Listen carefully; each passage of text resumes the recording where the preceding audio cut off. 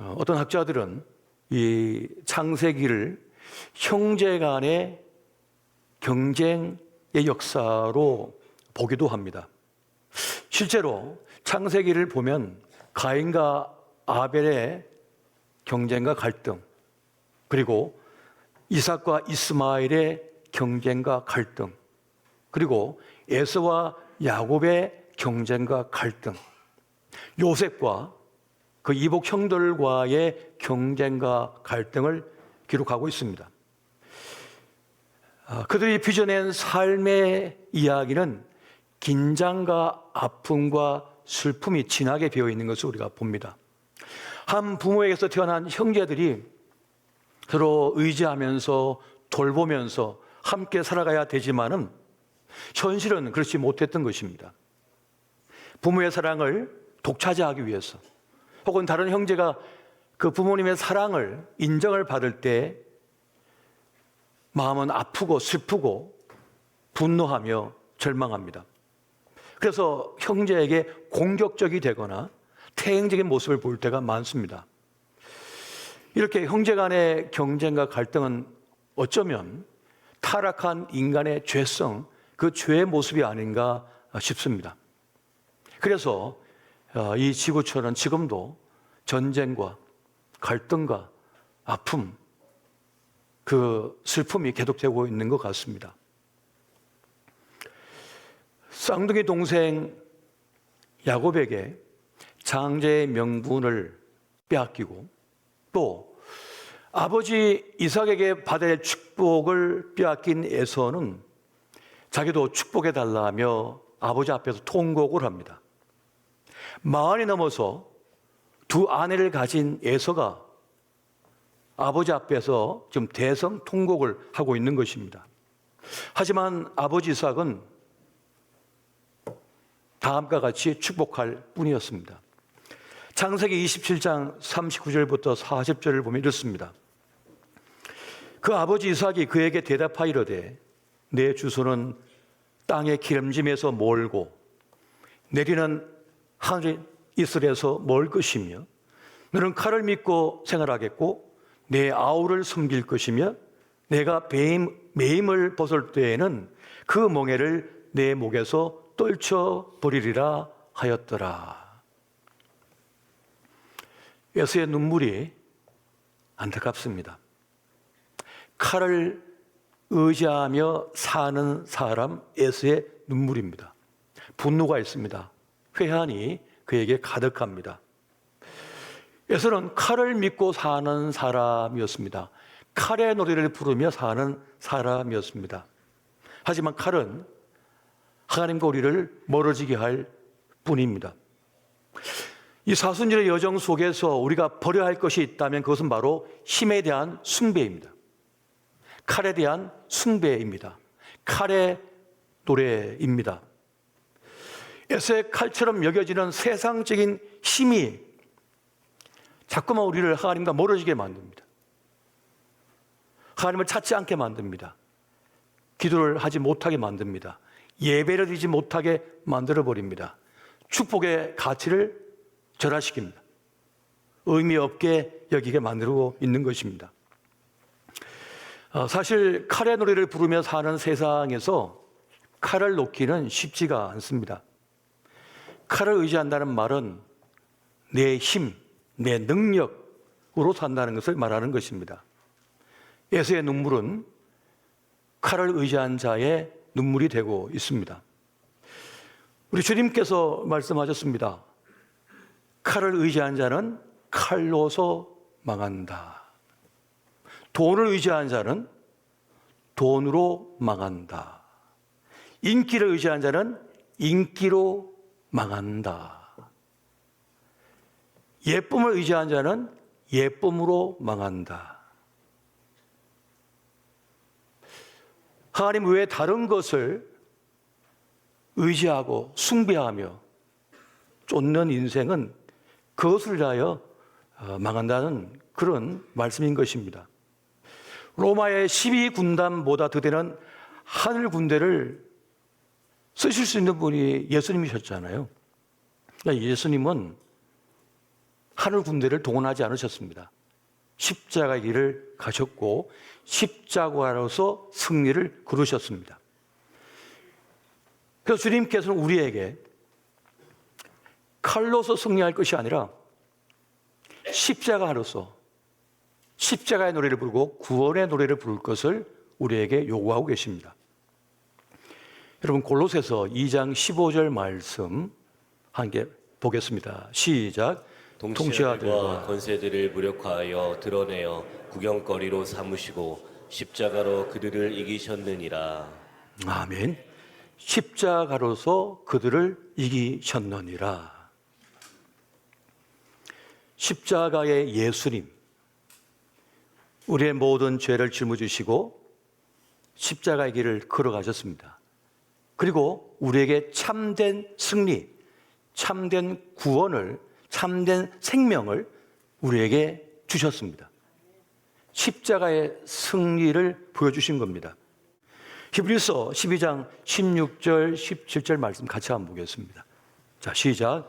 음행하는 자와 꼭 한 그릇 음식을 위하여 장자의 명분을 판 에서와 같이 망령된 자가 없도록 살피라. 너희가 아는 바와 같이 그가 그 외에 축복을 이어받으려고 눈물을 흘리며 구하되 버린 바가 되어 회개할 기회를 얻지 못하였느니라. 아멘. 오늘 우리도 예수를 믿는다고 하면서 에서와 같이 망령된 사람이 될 수가 있는 것입니다. 그래서 하늘로부터 오는 축복을 잃지 않도록 우리는 정신을 똑바로 차리고 살아갈 수 있어야 한다는 것입니다. 야곱의 특별함이 여기에 있었던 거예요.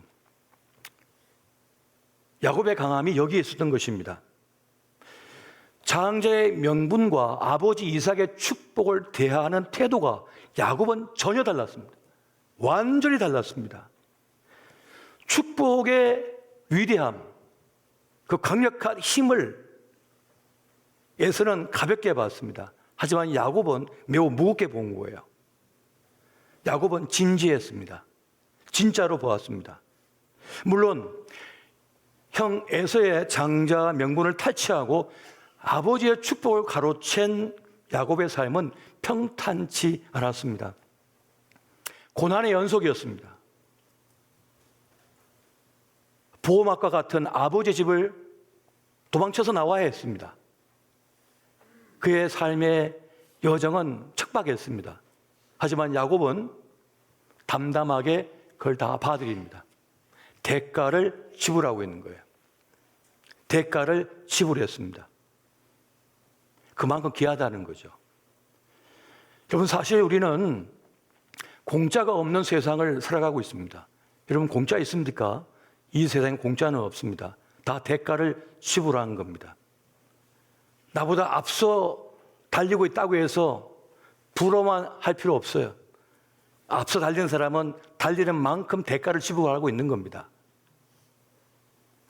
어떤 직업, 어떤 영역, 어떤 자리, 어느 곳에 있든지 다 대가를 지불하고 있는 거예요.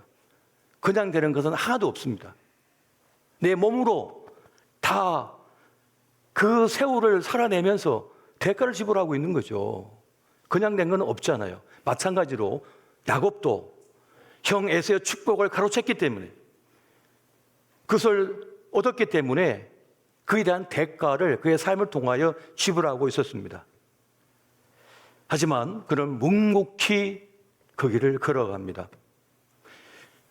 야곱은 하늘로부터 오는 하나님의 축복, 하나님의 복을 간절히 갈망하고 있었어요. 야곱은 자신의 삶을 가장 참되고 가장 아름답고 가장 존귀하고 영광스럽게 하시는 근원이 하나님이시라고 믿었습니다. 칼이 아니라, 돈이 아니라 하나님이라고 믿었던 거예요. 자신과 자신의 후손들의 삶까지도 든든하게 세울 근거, 근원이 하나님이라고 믿었던 거예요. 그래서 야곱은 가감하게 선택했고 그 대가를 지불했던 것입니다.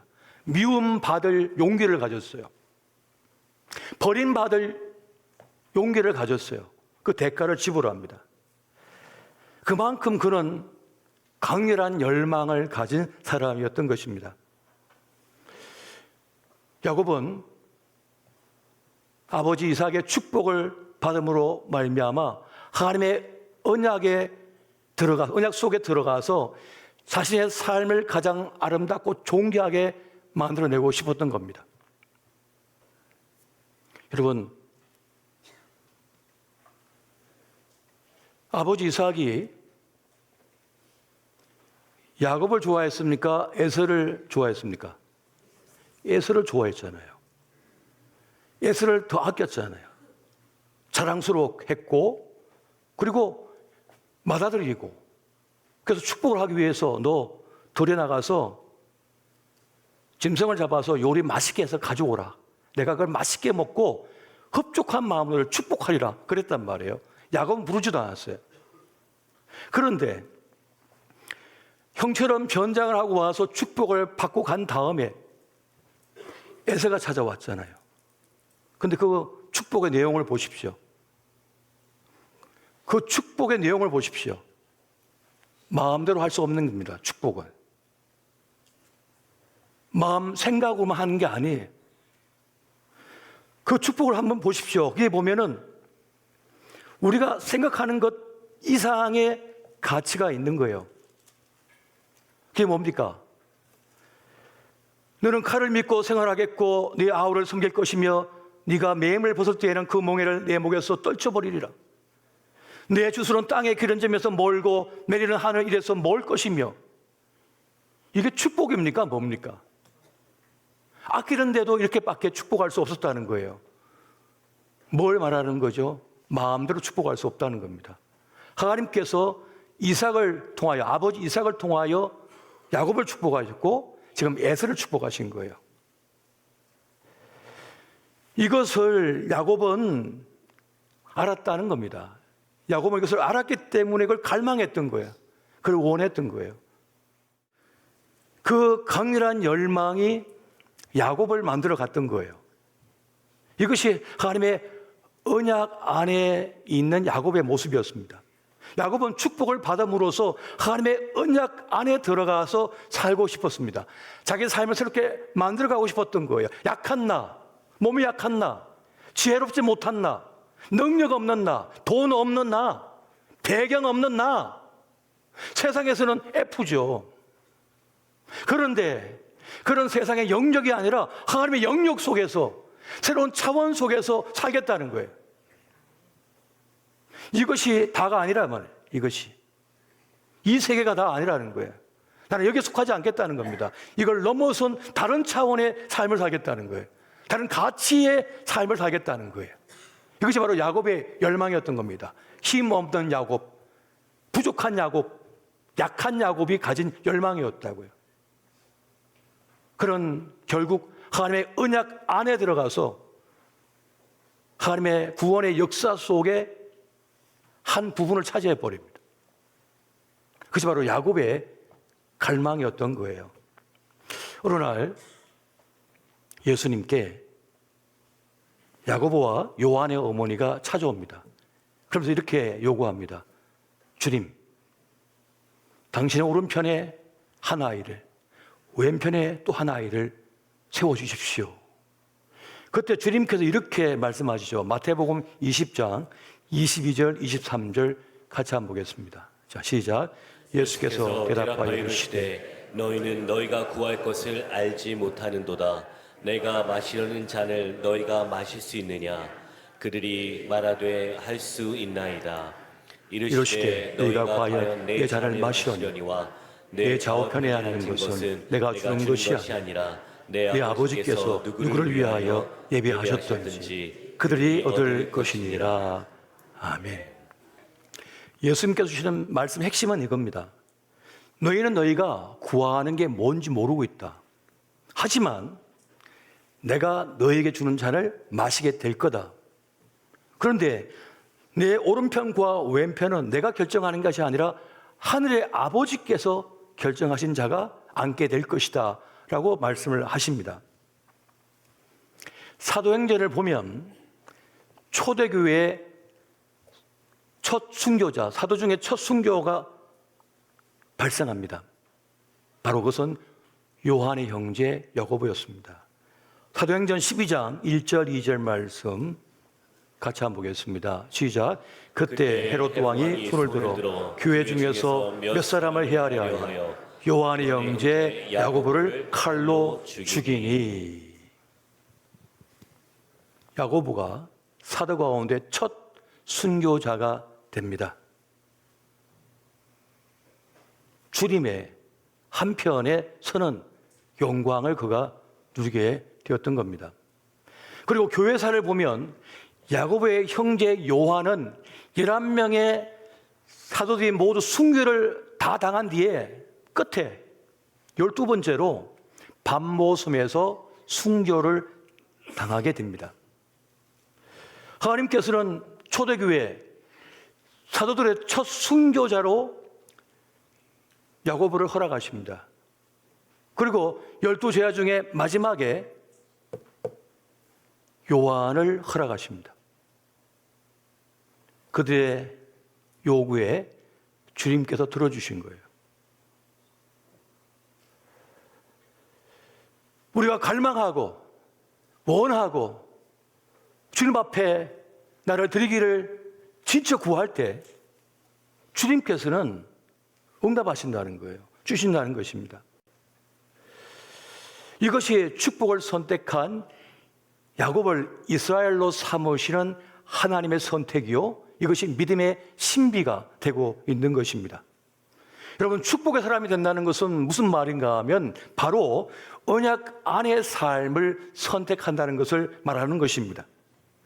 하나님 안에서 살며 하나님의 큰 경륜과 섭리 속에서 살아간다는 것을 말하는 것이며, 어느 위치, 어느 자리, 어느 용도인지는 주님께서 결정하신다는 거예요.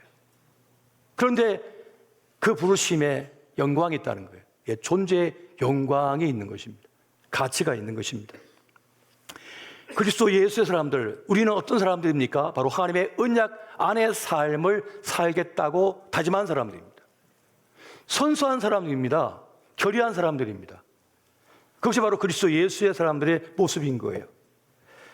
칼을 의지하는 삶이 아닌 하나님을 의지하는 삶, 하나님의 은총을 의지하며 사는 삶을 선택했다는 것입니다. 우리는 세상의 칼이나 검을 의지하는 것이 아니라 하나님의 구원, 하나님의 은혜, 하나님의 은총을 선택한 사람인 것을 기억하시기 바랍니다. 이것이 우리의 실체인 것입니다. 하나님은 칼을 믿는 자 에서 대신에 하나님의 은혜를 구하는 자, 언약 안에 살기를 원하는 자, 축복을 갈망하는 야곱을 이스라엘로 삼아서 구원의 역사를 써내려가게 하신 겁니다. 이것이 바로 성경이 우리에게 말해주고 있는 바예요. 하나님은 야곱과 같은 우리를 부르셔서 하나님의 영적인 이스라엘로 삼고자 하심을 믿으시기 바랍니다. 매우 중요한 가르침, 메시지가 되고 있는 것입니다. 이 쌍둥이 형제의 갈등은 안타깝지만은 하늘로부터 내려온 이 축복의 가치는 정말 궁금합니다. 이게 뭘까? 아브라함과 이삭과 야곱과 요셉으로 흘러가는 그 과정 속에서 하늘로부터 오는 그 축복, 그것은 인간의 노력보다 강하다는 사실입니다. 이것이 축복의 모습이에요. 하나님은 아브라함에게 말씀하기를 땅에 사는 모든 민족이 너로 말미암아 복을 받을 것이다 라고 말씀했습니다. 신앙생활이라고 하는 건 뭡니까? 신앙생활은 하나님의 복을 이웃과 세상에 흘려보내는 것을 말하는 것이에요. 사람들은 하나님을 몰랐습니다. 하나님을 모릅니다. 그저 우리는 물질덩어리라고 생각합니다. 이 종이 한 장이나 이 그릇, 이 컵 하나나 이 옷감이나 인간은 별 차이가 없어요. 물리학적으로 보면. 그냥 물질이잖아요. 물질일 뿐인 거예요.